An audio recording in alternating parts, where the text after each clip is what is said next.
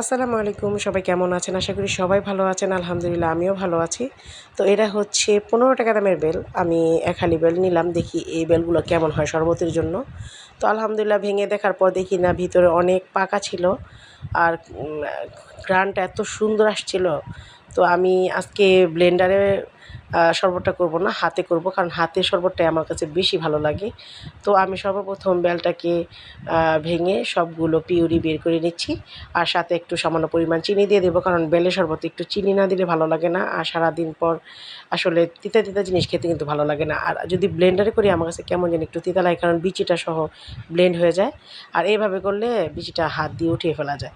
তো আমি যেহেতু আজকে হাতে বানিয়ে নিচ্ছি, ভালো করে হাতটা ধুয়ে নেবেন। তো এই তো সব পিউরি বের করে নিলাম। বেলের শরবতটা মাশাআল্লাহ খুব সুন্দর হয়েছে।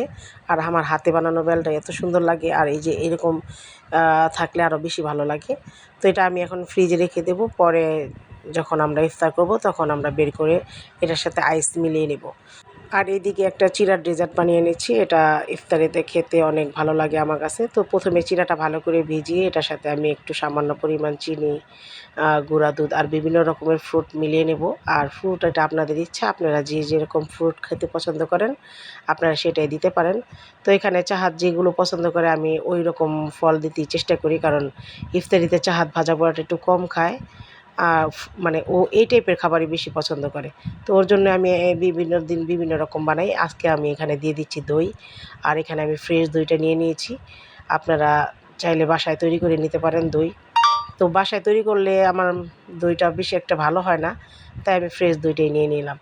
তো এখানে আমি দইটা অ্যাড করে নিচ্ছি, আর এটা এখন আমি মেলাবো না। যখন ইফতারের টাইম হবে তখন এটার সাথে আমি একটু আইসক্রিম মিলিয়ে দিয়ে দিব।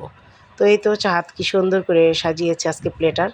তো এখানে ছিল বেলের শরবতটা, রুয়াবজা ছিল, আর এই যে চিড়ার ডেজার্টটা ছিল। আলহামদুলিল্লাহ।